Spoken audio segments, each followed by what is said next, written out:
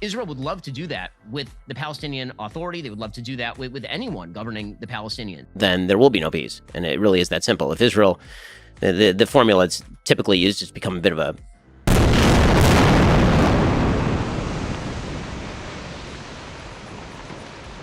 or Islamic Jihad, which is an actual terrorist group. And the basic rule for the region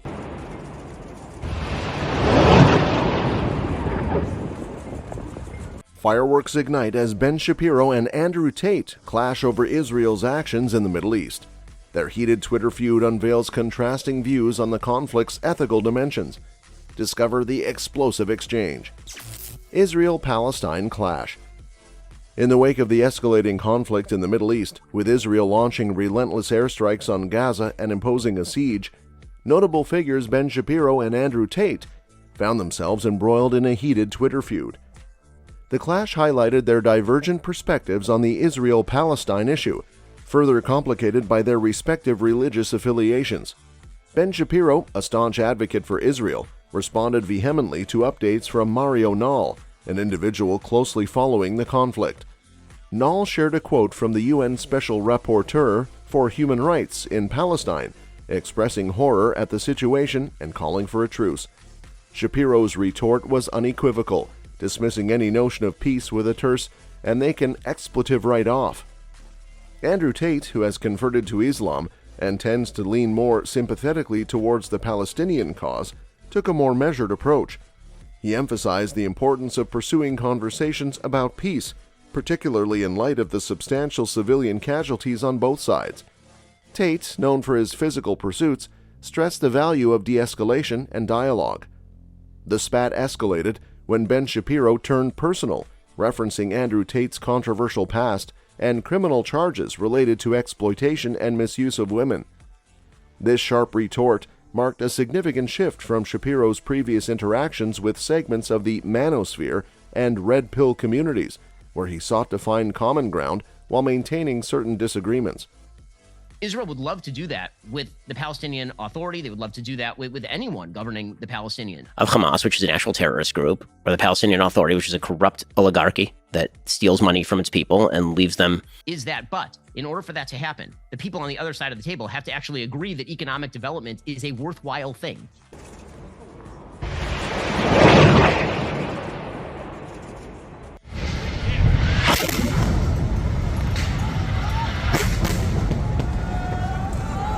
The crux of the matter lies in Shapiro's assertion that those who engage in heinous acts like physical misconduct and kidnapping should be eradicated, not negotiated with. However, the disconnect arises from the fact that innocent civilians, including a large proportion of children, are bearing the brunt of the conflict. Nearly half of Gaza's population is children under the age of 15, underscoring the humanitarian crisis at hand. While Shapiro's stance may be grounded in the belief that certain actors must be dealt with decisively, it is crucial to recognize the complex realities on the ground. Many Gazans express a desire for a two-state solution along the 1967 borders, reflecting a potential path towards resolution. Additionally, Hamas's election victory in 2005 does not equate to the views of all Palestinians, and their grip on power has been contentious. The Ben Shapiro-Andrew Tate clash highlights the multifaceted nature of the Israel-Palestine conflict, where religious, political, and personal beliefs intersect. As the situation in the Middle East continues to evolve, these debates serve as a microcosm of the broader discourse surrounding this enduring and deeply entrenched geopolitical issue. Ben Shapiro's response. In the midst of the escalating Israel-Palestine conflict, a contentious exchange between Ben Shapiro and Andrew Tate has spotlighted the complex and deeply ingrained issues surrounding the region. Shapiro's impassioned response raises critical questions about the Israeli government's approach and the ethics of collective punishment. Shapiro contends that if the Israeli government were to target those directly responsible for acts of terrorism and crime with surgical precision, there would be widespread support for such measures. However, he points out that this is not the case. Instead, Israeli defense minister's stark declaration of intent to impose a medieval-style siege on Gaza, depriving its 2.3 million inhabitants of electricity, food, and fuel, raises alarming ethical concerns. One of the most troubling aspects of this approach is the indiscriminate nature of collective punishment. The directive to cut off essential services affects all residents, regardless of their involvement in the conflict.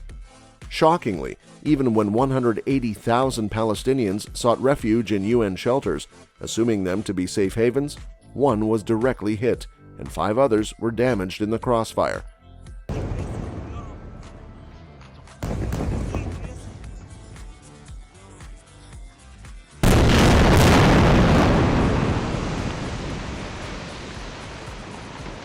Or under Hamas. And when you take polls of Israeli Arabs, many of whom are not particularly fond of the state of Israel, then there will be no peace. And it really is that simple. If Israel, the formula that's typically used has become a bit of a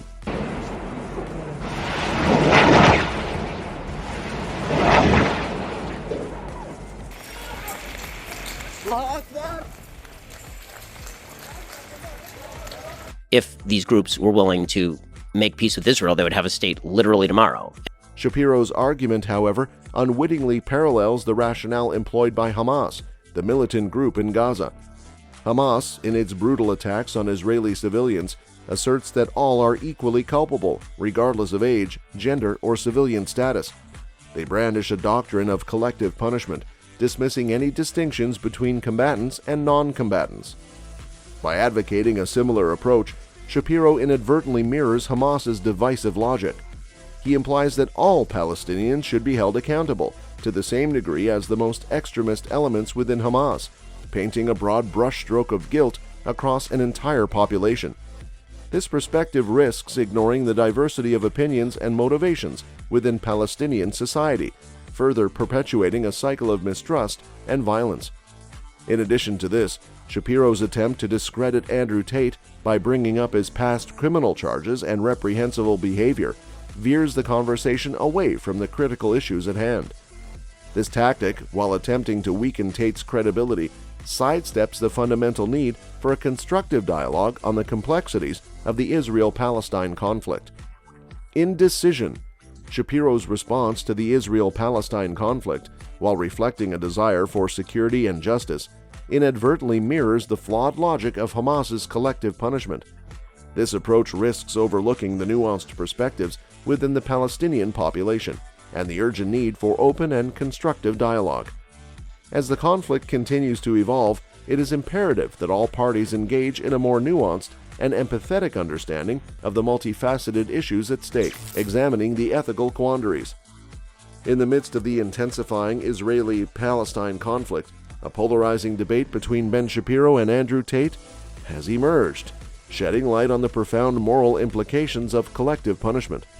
This contentious discourse underscores the urgent need for a nuanced understanding of the complex dynamics at play in the region. Shapiro's assertion that the source of a statement does not invalidate its accuracy is a fundamental principle of discerning truth. When Tate suggests that initiating a conversation for peace in light of the mounting civilian casualties is paramount, he aligns with this principle.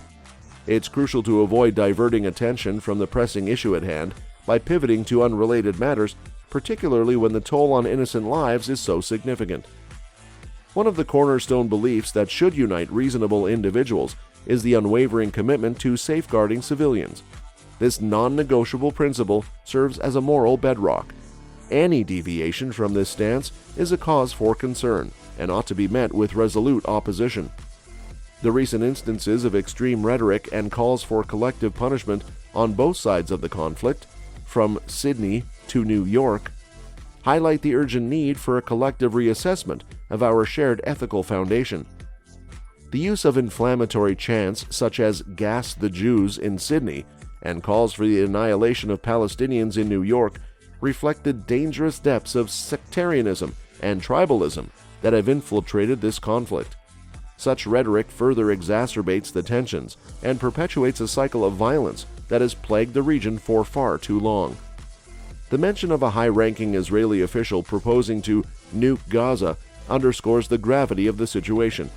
Such extreme suggestions, while they may not represent the official stance of the Israeli government, are nonetheless indicative of the deeply entrenched divisions and sentiments that persist on both sides.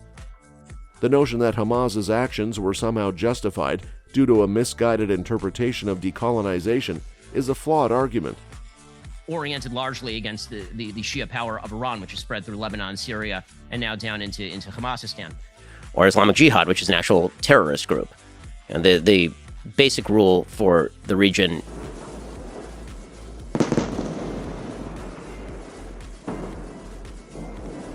We in the West, we believe that economic development worthwhile. That what we are all seeking is the same sort of peaceful, decent life where we leave each other alone.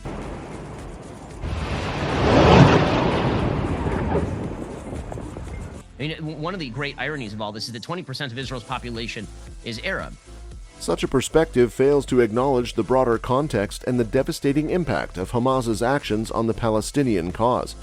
It is imperative to recognize that actions with such severe consequences only serve to hinder the pursuit of freedom and justice for the Palestinian people.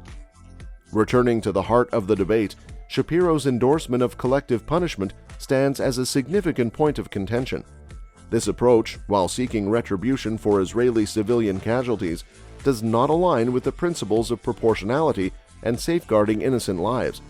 The willingness to accept a high civilian casualty count on the Palestinian side as a form of retaliation is a deeply troubling perspective that only perpetuates a cycle of violence and suffering.